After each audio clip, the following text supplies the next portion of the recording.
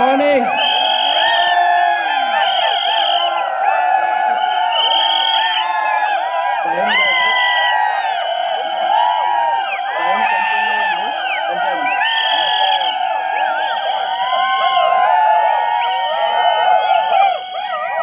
Yes, thank you very much. Thank you all leaders. Thank you my all uplines. Thank you very much.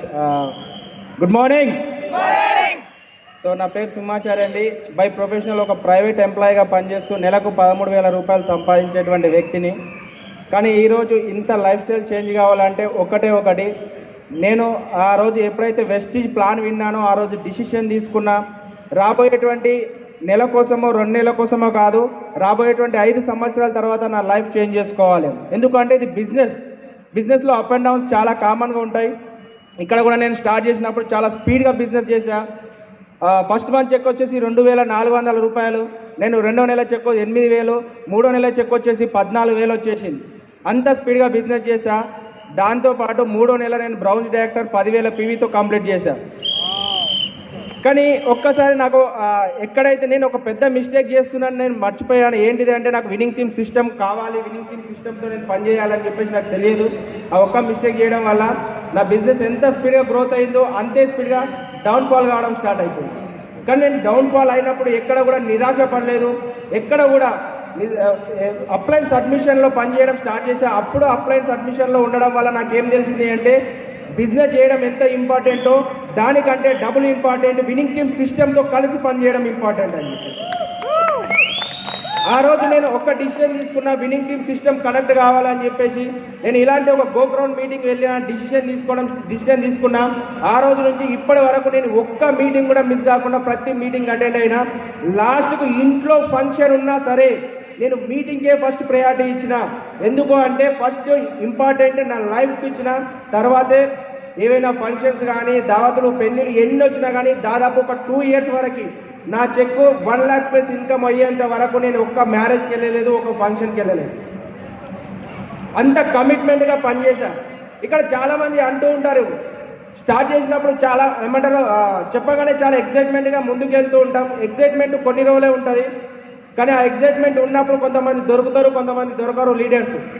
కానీ అదే excitement నువ్వు success అయ్యి ఇక్కడికి వచ్చేంత వరకు ప్రతిరోజు నీకు ఎగ్జైట్మెంట్ ఉంటే 100% నువ్వు సక్సెస్ అవుతావు. మాకు కూడా మా లైఫ్ లోపల కూడా చాలా ప్రాబ్లమ్స్ వచ్చినాయి.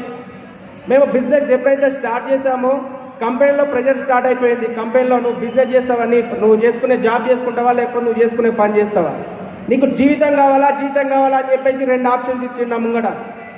2 ఆప్షన్స్ ఉన్నాయి. ఒకటి జీవితం ఉంది, ఒకటి జీతం ఉంది. కానీ అక్కడ నేను ఏం చూస్ చేసుకోవాలి, జీవితం తీసుకోవాలని ఆలోచన చేస్తే నేను జీవితం కోసమే ఎంచుకున్నాను. వెస్టీజ్లో చేస్తా నేను జాబ్ రిజైన్ చేస్తున్నా అని చెప్పేసి మా బాస్కు రిజైన్ చేసేసి నేను జాబ్ నుంచి బయటకు వచ్చి నేను పని చేయడం స్టార్ట్ చేశా. నేను బయటకు వచ్చినప్పుడు చాలామంది ఏమన్నారంటే 15-20 రూపాయలు సంపాదించేటువంటి వ్యక్తి, చాలా మంచి జాబ్ ఉంది, ఇలాంటి జాబ్ విడిచిపెట్టుకొని ఈరోజు పిచ్చోడు లేకలా సప్పులు పేస్టులు అమ్ముకుంటా ఇంటింటి కొండ తిరుగుతున్నాట, ఎంత పిచ్చోడు వీడు అని చెప్పేసి అన్నాడు. కానీ నేను ఒక్కసారి కూడా ఒక్క వ్యక్తి యొక్క మాటలు కూడా నేను పట్టించుకోలేదు. కొంతమంది అయితే ఇంకా ఏమన్నారంటే రిలేషన్లలో కూడా ఇంక పిచ్చి లేచినట్టుంది, బిజినెస్ అంటే పెద్ద విషయం, అది వీడి నుంచి ఏమవుతుంది, మంచి వాళ్ళు అట్లాంటిది బిజినెస్ చేయలేదు, వీడు బిజినెస్ చేస్తాను పోయిండు, వీడు ఏదో ఒక రోజు చిప్ప పట్టుకొని రోడ్ల మీద అడుక్కోకపోతాడా నేను చూడకపోతాడా అన్నారు. కానీ ఎక్కడ కూడా నేను ఎంతమంది ఎన్ని నెగిటివ్ మాటలు మాట్లాడినా ఒకటే నా దగ్గర ఉన్న అస్త్రం ఏంటిది, బ్రహ్మాస్త్రం ఏంటి అంటే విన్నింగ్ టీమ్ సిస్టమ్ ఉంది నా దగ్గర. సిఈపి సబ్స్క్రిప్షన్ ఉంది. సిఈపి లోపల నేను ప్రతిరోజు ఒక సీడీ వింటుంది. అది వినడం వల్ల నేను ఎంతమంది ఎన్ని నెగిటివ్లు మాట్లాడినా, నీకు డబ్బులు రాలేదు, నీకు డబ్బులు వస్తలేవు, నీ నుంచి బిజినెస్ కాదు, చాలామంది అన్నారు నీ నుంచి కాదు అని చెప్పేసి. కొంతమంది అయితే ఈ కంపెనీ ఒక 2 సంవత్సరాల తర్వాత ఉంటే నా దగ్గరికి రా అని చెప్పేసి అన్నారు. నేను వాళ్ళకు ఒకటే మాట చెప్పిన, 2 సంవత్సరాల తర్వాత కంపెనీ ఉంటుందో ఉండదో కానీ నేను మాత్రం నా దగ్గరికి నువ్వు రావాలంటే మాత్రం 100% అపాయింట్మెంట్ తీసుకొని రావాలి.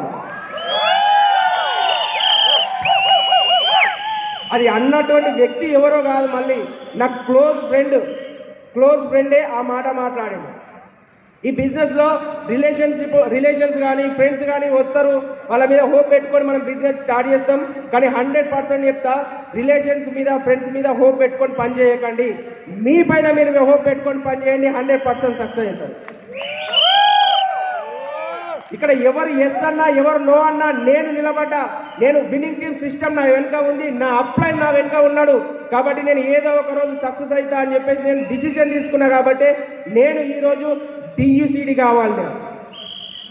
వాళ్ళ మాటలు వింటే అదే 15,000 రూపాయలకు నేను ఏదో ఒక కంపెనీ లోపల పని చేసుకుంటూ నార్మల్ లైఫ్ లీడ్ చేసేవాడిని. నాకు నార్మల్గా నేను ఇంతవరకు షోరూమ్కి వెళ్ళి ఒక బైక్ కొనుక్కోలేదండి.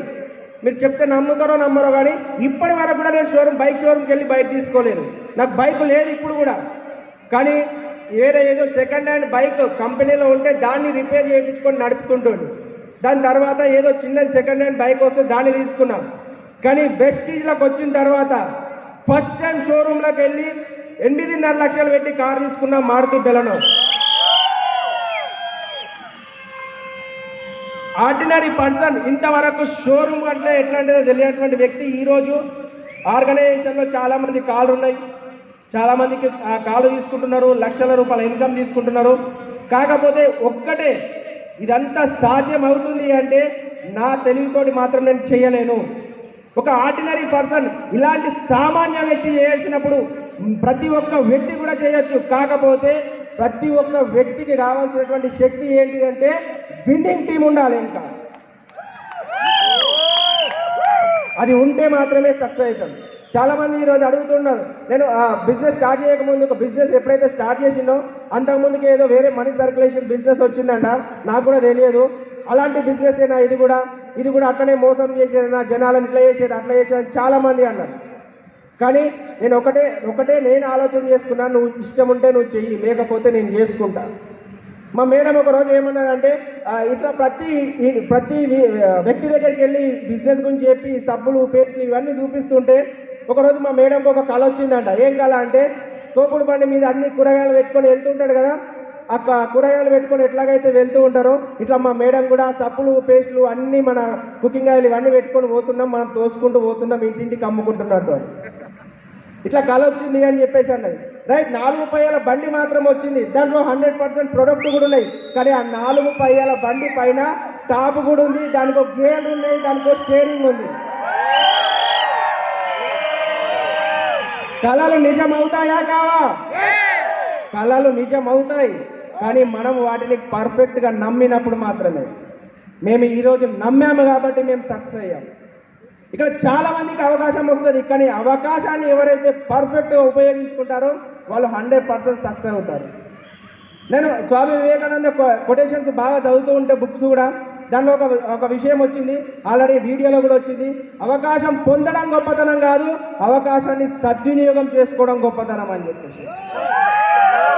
ఎవరైతే అవకాశాన్ని సద్వినియోగం చేసుకుంటారో వాళ్ళు ఈరోజు ప్రపంచంలో సక్సెస్ఫుల్ పర్సన్గా నిలబడ్డారు. ఇదే అవకాశం ఈరోజు నీ చేతిలో కూడా ఉంది. నువ్వు సద్వినియోగం చేసుకుంటే రాబోయేటువంటి 2 నుంచి 3 సంవత్సరాల్లో ఈ స్టేజ్ నీ కోసం వెల్కమ్ చెప్తుంది. మీరు రెడీనా? సో ఒక్కసారి ఆలోచన చేసుకోండి మై డియర్ ఫ్రెండ్స్. మనము అవకాశం కోసం, దేవుడా నాకు ఒక అవకాశం కావాలి, దేవుడా నాకు ఒక అవకాశం కావాలి, నాకు ఒక అవకాశం వస్తే బాగుండు అని చెప్పేసి ప్రతిరోజు అనుకుంటుంటాం. కానీ అవకాశం నీ అప్లైన్ రూపంలో నీ ఇంటి ముంగడికి వచ్చి నీ తలుపు దాడుతుంటే నువ్వేం చేస్తున్నావు? ఈ అవకాశం నాకొద్దు, పో లక్ష్మీదేవిని పో పో అని పక్కకి ఎలగొడుతున్నావు. ఒక్కసారి ఆలోచన చేసుకోండి. నీ సక్సెస్ నువ్వు పక్కదారి పట్టిస్తున్నావు. నీకు కావాలి అనుకుంటే నీ మైండ్ సెట్ చేంజ్ చేసుకో. నీ జీవితం మారాలి అనుకుంటే ఫస్ట్ నిన్ను నువ్వు మార్చుకో, 100% నువ్వు సక్సెస్ అవుతావు. Okay right. ప్రతి ఒక్కరు కూడా DUCD కావడం చాలా సింపుల్ విషయం. ఇక్కడ పెద్ద విషయం ఏం లేదు. విన్నింగ్ టీమ్ సిస్టమ్ మనం ఎన్నుకున్నంతసేపు. ఒక్కసారి ఈ సభాముఖంగా బారిసార్ ఫ్యామిలీకి అందరికీ కూడా నేను థ్యాంక్ యూ చెప్తున్నా. నేను పాదాభివందనాలు చేస్తున్నా, ఎందుకంటే ఇంత మంచి లైఫ్ నాకు ఇచ్చినందుకు. Okay, thank you very much. Back to the thank you. Wish you well.